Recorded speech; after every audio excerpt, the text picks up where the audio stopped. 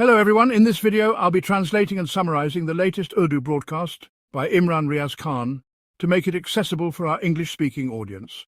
Let's go through the key developments and insights in Imran Riaz Khan's words. The decision regarding the reserved seats has come, and at the same time the Election Commission of Pakistan has implemented it.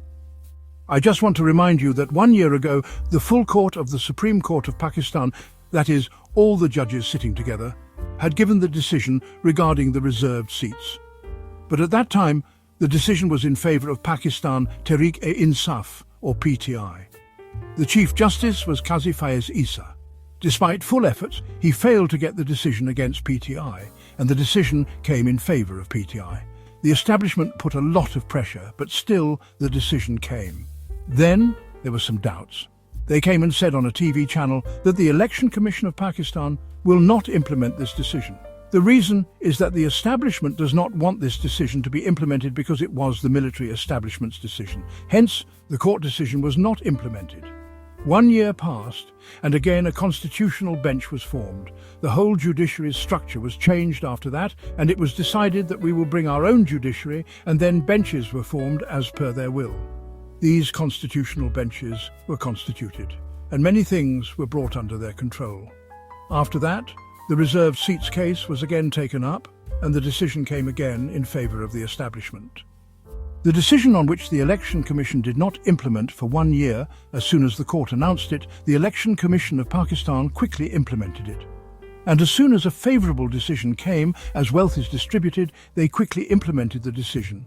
However, 2 judges' signatures are still missing. PTI said that we want a copy of the decision, but it was not given. 2 judges have not signed it yet, and the detailed verdict has not even come yet, but still, the Election Commission of Pakistan has implemented the decision here. Sikandar Sultan Raja has proven one thing. If you become stubborn and decide that you want to be corrupt and serve the establishment and not respect justice, law, or any constitution, what kind of character you carry? He has shown that practically. He has shown that this is the character that does not respect constitution, law, justice, or logic. It only blindly implements the decisions of the military establishment. And this is what the Election Commission of Pakistan did, and that is the reason for their worldly success as well. Look, they have cheated millions of people. Remember this Chief Election Commissioner's matter. This will be the end of the world. He is still in the age when the person goes to Allah. Though everyone has to go someday, they should think about what happens to a person who takes away someone else's rights on the Day of Judgment. Just open the Holy Quran and read. He has robbed the whole nation of its rights, snatched the rights of millions of people. He has destroyed their rights and acted dishonestly. Integrity demanded that from his position, but he betrayed. So those who betray know what will happen on the Day of Judgment. Read it. The time is near, and you will realize what they have done to millions of people. They do this with 1 or 2 people, or 2 people. They even apologize. Here, the Chief Election Commissioner has cheated the whole nation. Issued fake Form 47 under the military establishment's orders. Wherever the military establishment will be exposed, they will also be exposed, and it will happen. They also know this. Everyone knows, no one is a fool. Only their eyes are blindfolded. Viewers, Khwaja Asif protested once, and you can see Khwaja Asif's protest. It is honestly a very innocent protest. Earlier, Khwaja Asif said that the Speaker, Deputy Speaker, Chairman Senate, and Deputy Chairman Senate have had their salaries and allowances increased massively. This, well, comes under financial corruption. Keep in mind the life of the common man. Our entire dignity depends on him. This statement was made by Khwaja Asif on the 11th of June when the budget was coming, and they were blindly increasing the salaries. They also increased the cabinet salaries blindly. They increased MNA's salaries as well. The salaries of the 4 names mentioned have also been increased. The same was done in Punjab and in the Federation. Now, Khwaja Asif's latest statement on this matter has come. This financial corruption series will start from January 1st, 2025. This is part of the notification, meaning these salaries and allowances will be given from January 1st, 2025. The last 6 months' payments will also be given. This is the height of National Treasury exploitation. 1 or 2 individuals increased their monthly salaries and allowances 4 times compared to an MLA, and shifted responsibility to the government. Who will care for the dignity and respect of the National Assembly institutions if their guardians do not? It is all fraud. Khwaja Asif is a federal minister.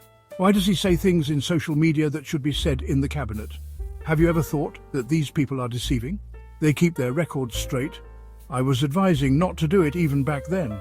Khwaja Asif keeps making these tweets and statements because he has to badmouth General Asim Munir someday. Just like nowadays, they abuse General Bajwa and accuse him of such low politics that we never even thought of in our entire life. Tomorrow, they will say the same about General Asim Munir. And at that time, we will have to look at those tweets. When Asim Munir was there, we were already discussing these things. Khwaja Asif is playing subtle tricks. However, Khwaja Asif now knows his limits. He has an idea. When DG ISPR, poor guy, appears on TV or a channel, General Ahmed Sharif says in interviews that the army has no relation with politics. The army is not doing politics. Do not drag us into politics or other matters. He begs this on all media. Whenever he gets a chance, he tries hard to issue statements. DG ISPR and his boss, the big boss, Khwaja Asif, legally big boss, but with very limited power, everyone knows that. So Khwaja Asif the next day releases all statements. He gives interviews to 2 or 3 TV channels, appears by design, and sits with 2, 3, 4 people he has hired, gives interviews, and while giving interviews, he shows that they are lying. He does not name DG ISPR, but proves him a liar and says that there is no constitutional democracy in Pakistan. The army is running the country collectively. This is a hybrid system. Khwaja Asif comes and testifies every other day and leaves. The poor army also makes its own mistakes, and Khwaja Asif spoils it. What is the matter? They are keeping margin for themselves, that when Nawaz Sharif will have another revolutionary episode, what will be done then? How will the game be played? Some people say that Chaudhry Nisar Ali Khan might play a role between the opposition and the government in coming days. But I don't think so, because the establishment's intent is not there. This is not being done by the government or the opposition. Pressure will be put on the establishment. When the establishment will feel pressure, when the establishment will come under the people's control, and when the establishment will be controlled, no matter how much you abuse politicians, it won't matter. Until you catch the establishment, until you control it, there will be no conversation and no justice. Whoever tries to interfere will be pushed aside. Anyway, these rumours are spreading, and in the coming days, more will be known about them. Khwaja Asif daily issues statements that DG ISPR, poor guy, struggles to prepare, saying the army is not involved in politics. Khwaja Asif says no, they are doing politics and controlling the country. The hybrid system is fully functional here. Is Khyber Pakhtunkhwa's government in danger? This is a big question being asked these days. Can Pakistan Tehreek-e-Insaf run a new movement? Another big question being raised. I present both answers to you. First, Khyber Pakhtunkhwa's government is not in danger, says PTI. Their claim is that they have more MPAs, and no forward bloc is visible yet. If a forward bloc is formed, then it might become another government. It can also happen from inside PTI, like what happened in Kashmir, where a new bloc was formed and a new government made there. PTI says it feels no threat, and Imran Khan has already mentioned markets from jail. We also have this idea. On the other hand, another suggestion is given inside PTI that talks should be made with Maulana Fazlur Rahman. PTI has contacted Maulana Fazlur Rahman, who gave a firm reply. He said that they have no intention to topple the Khyber Pakhtunkhwa government, but certain issues should be fixed. Gundapur and his associates have major objections because Gundapur does not like it whenever talks start with Maulana Fazlur Rahman. Gundapur believes that if Maulana Fazlur Rahman becomes politically relevant again, the politics of the Gundapur family will become irrelevant. The reason is that in southern Khyber Pakhtunkhwa, Maulana Fazlur Rahman still holds significant influence, and the Gundapur family's local dominance is directly challenged by his presence. That's why whenever Maulana is approached for any political dialogue or negotiation, Gundapur strongly resists it. This internal conflict within PTI could create hurdles for any potential understanding or alliance with Maulana Fazlur Rahman. However, some voices within PTI believe that without forming a broader coalition, it may not be possible to sustain the government in the long run, especially considering the establishment's interference and manipulation of political outcomes. There is also speculation that in the coming days, more pressure may be put on the PTI-led Khyber Pakhtunkhwa government to break it apart. But PTI's current leadership insists that they are in a strong position and there is no threat to their provincial government. At the same time, another debate is ongoing about whether PTI will launch a new political movement. Some within the party suggest that instead of waiting and reacting, they should go on the offensive and take their case directly to the public again. possibly through mass rallies or a new protest movement. However, others in PTI argue that given the current political climate, with many of their leaders in jail or facing cases, and with the military establishment firmly in control of the narrative and the institutions, such a move could backfire. So, PTI is internally divided on how to move forward, whether to pursue dialogue and alliances or prepare for agitation. But what's becoming increasingly clear is that no major political change in Pakistan is possible unless the military establishment either steps back or is forced to do so through sustained public pressure. As long as the military continues to control the political system, real democracy will remain elusive. And this is not just PTI's problem. It's a national problem that affects every party, every institution, and ultimately every citizen of Pakistan. Until the military is held accountable and brought under the constitutional framework, true justice, fair elections, and democratic governance will remain out of reach. That's the broader picture emerging from all this. Whether it's about reserved seats, fake Form 47, or inflated salaries, it all points back to one reality. The establishment still holds the reins, and the people's mandate continues to be undermined. In Dera Ismail Khan, the Gandapur family is involved in politics, and similarly, Maulana Fazlur Rahman's family is also active in politics there. So when Maulana's relevance increases, it creates a problem for the Gandapur family. It's a matter of local politics. The senior leadership doesn't view this situation from a broader perspective. They're only seeing it as a local constituency issue. And that's what happens in such cases. Recently, Shahbaz Sharif met with Chaudhry Nisar, and right after that, the PMLN candidate, who was made to win through a rigged Form 47, became active. He began giving interviews questioning how such results were possible. Chaudhry Nisar had made certain remarks to Nawaz Sharif. This is the kind of politics at the constituency level, like the example of Ikhtiyar Wali. When Pervez Khattak was appointed, Ikhtiyar Wali raised a ruckus. In fact, I saw an old video today. Ikhtiyar Wali and a few others were coming to the assembly on bicycles when petrol was under 150 rupees per litre. They were protesting, shouting that they were dying, being looted and destroyed. But today petrol is nearly 275 rupees, and these same people now arrive in Land Cruisers and other fancy cars enjoying full protocol. That's their hypocrisy. The government is also not unaware of Maulana Fazlur Rahman. Recently, the government granted him Frontier Corps protocol for his security. There are intelligence reports that Maulana's life is in danger, that there could potentially be an attack on him, and that some elements want to harm him. In that regard, the government did the right thing. His security should be increased. People whose lives are at risk must be provided security. So the Frontier Corps has been assigned to his security. But this could also be a political gimmick, a way to appease Maulana. After all, protocol and security are things that usually make politicians happy. So the question is, can PTI launch a new movement now? There's a lot of disillusionment within PTI, especially after what happened at D-Chowk twice. The first time, their leader left the field and abandoned the workers. The second time, when bullets were being fired, again the workers were left behind.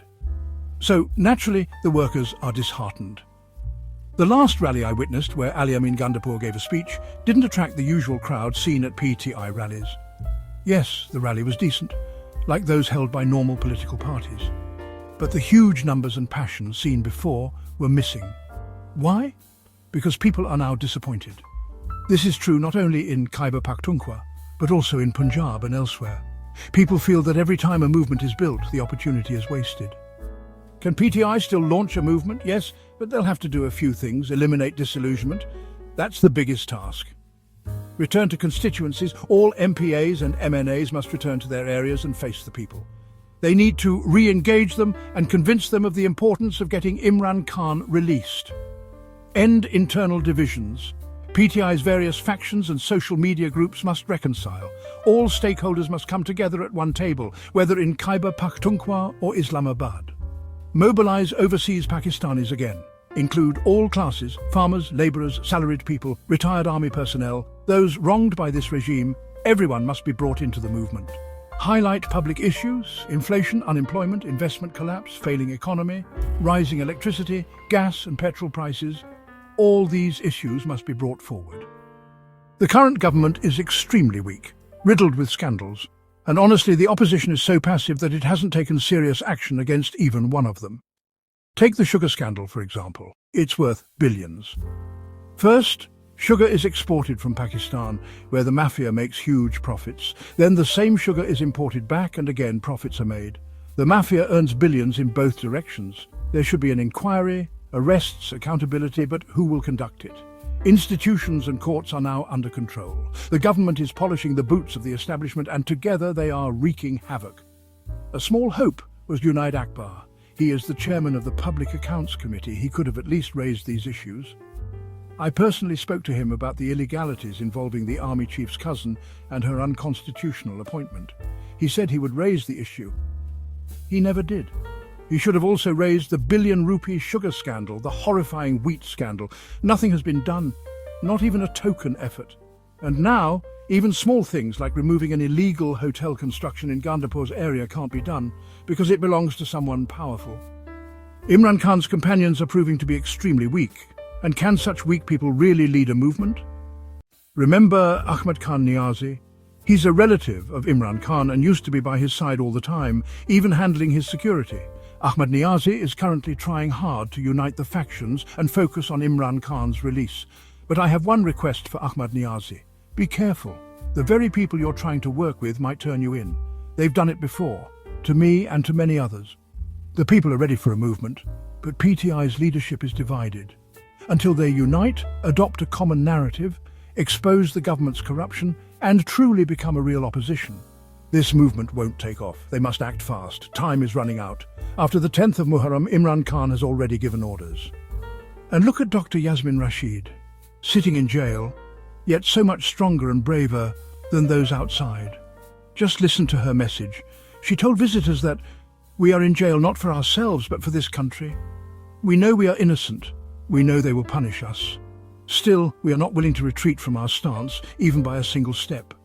After a year, we have talked about negotiations, but only for Pakistan. This is our country. We won't abandon it. We will come out only through justice via the courts. That is the kind of resolve every Pakistani should have, to break Pakistan free from the establishment's grip. A few officers in closed rooms cannot decide our fate based on the desires of their foreign masters. We, the people, will decide, because this is our country. And when the Pakistani people decide, it will be in the best interest of Pakistan. That wraps up our translation of Imran Riaz Khan's video. I hope this English version helped you understand his message better. Please like, share and subscribe to Awami Lens to help our community grow. Don't forget to leave a comment below and let me know what you thought of this effort.